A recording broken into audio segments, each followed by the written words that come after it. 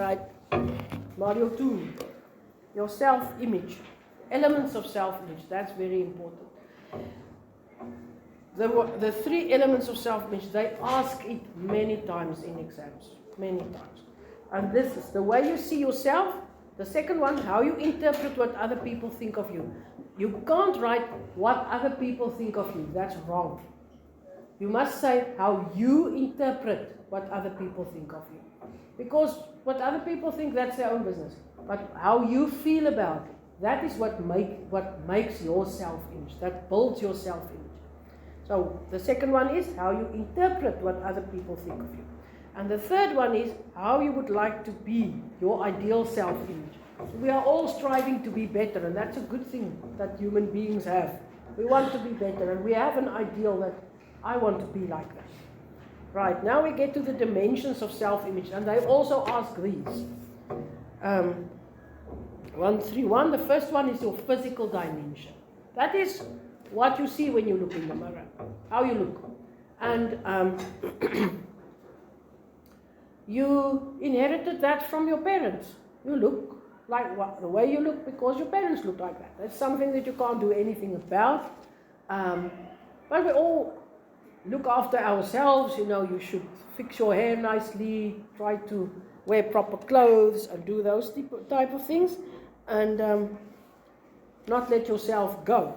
And also it refers to how we see our bodies at various stages of our lives. A young child wants to be big. A teenager wants to be also an adult, sophisticated or whatever.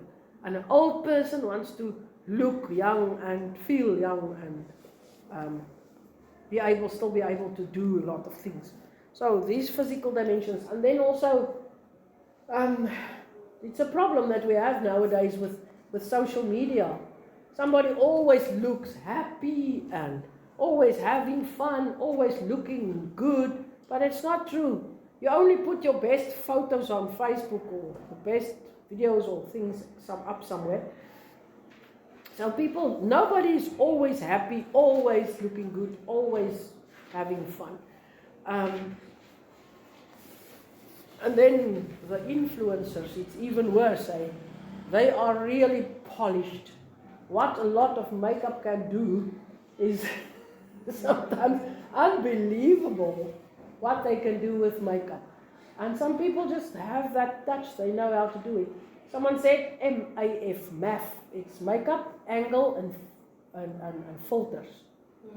The 3 things they use to make those videos look absolutely wonderful. I mean, they look wonderful. There's not a hair out of its place. The background looks grand. The clothes look grand. They're always talking your head off because they must make a very upbeat video. It must not be slow or so human. It must talk and it must be lively, and the video must have a certain length. So they talk and talk and talk and talk. But in the end, they give you an idea that, you know, they are always happy, always beautiful, always rich. But it's not like that.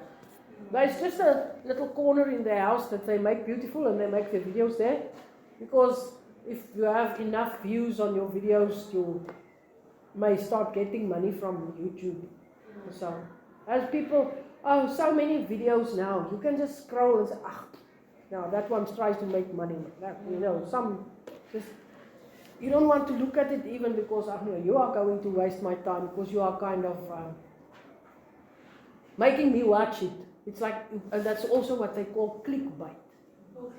Yeah, clickbait is the first picture that they have on a video. On YouTube, I know they do it. When you see the few YouTube videos there and you want to decide which one you are going to click on, the first, they call it a thumbnail.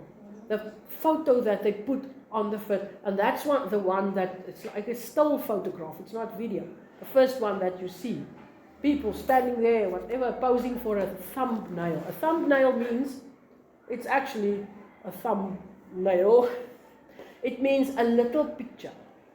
That we use. It's now in computer. That's computer jargon. To talk about thumbnails, it's a small picture. So they take one photograph and put that on the front of the video, and that makes it look as if it's something very dramatic, or what's a disaster, or whatever it was, and you click on it. So it's clickbait. Bait, when you catch a fish, you put bait on the hook, and you throw it in the water. Now that's what they do. They bait, and they want us to bite on that hook, and then we start watching the video. What they do sometimes is they put an interesting one there.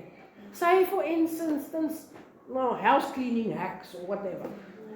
They put the one thing looks so interesting, and you start watching that video, but you never see that thing again that they put on the first. Yeah, these people.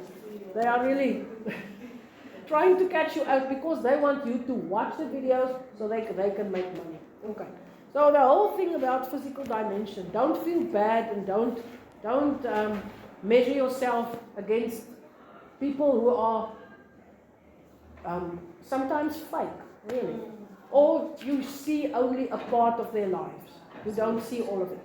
Okay, the next one, dexterity or skills dimension, is what we think we are good at. And then you feel bad about yourself because you are not good with something. So I'm not good at maths, but I'm good at other things. And I'm not going to try and become an engineer. Those are for the maths people. They can do those jobs. I can do enough maths to buy the cheapest eggs in the supermarket and all the things. That's enough for me. And to work out your marks in class. Those things. Therefore I have Excel. So it's okay if I'm not very, very good at maths.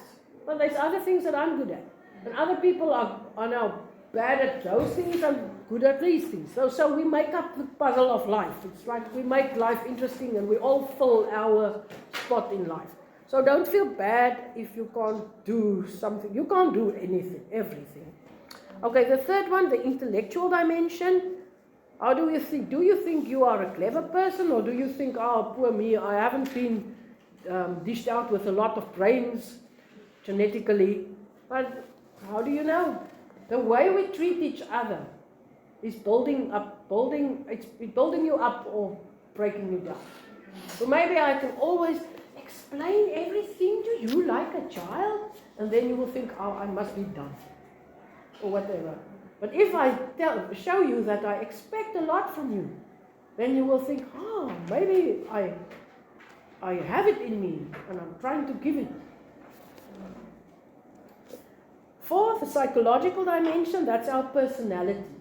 We have, maybe you are an outgoing person, or you are a shy, or an introverted person, someone who doesn't talk a lot, listens better than the outgoing people who talks too much. And being introverted doesn't mean you are shy or unsure of yourself. You can also be a leader in your quiet way.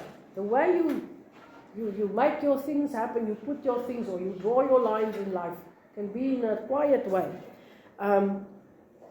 You can be a tactful or a tactless person, which means tactful means you say something in a nice way instead of being blunt and just hurt people's feelings.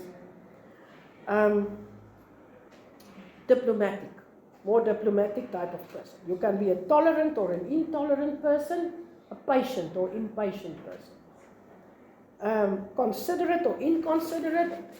When you decide what you will do, when you are considerate, you consider other people's feelings, how it will be uncomfortable for them or so.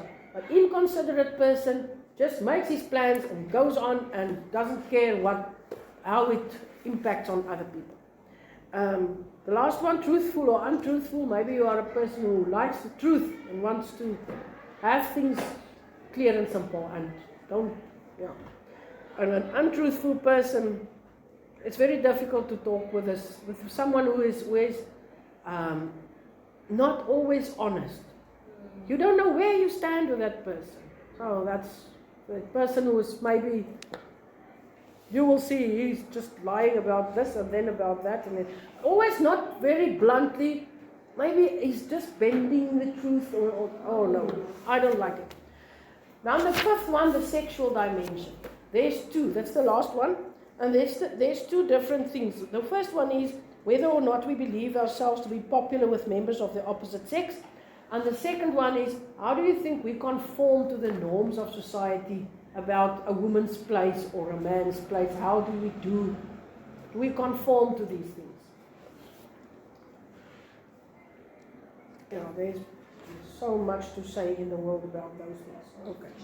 So all these aspects influencing our self-image may change from time to time, and it allows us to grow in self-esteem, or it puts us down. So what we have genetically, there's something we inherited from our parents, but also along the line in life. Things happen that makes us the way we are. It forms our personalities as well. So maybe you have a lot of trauma, you might feel unsure of yourself, or maybe people were always building you up, always thinking you are the best in the world, and then you will have a more better self-esteem.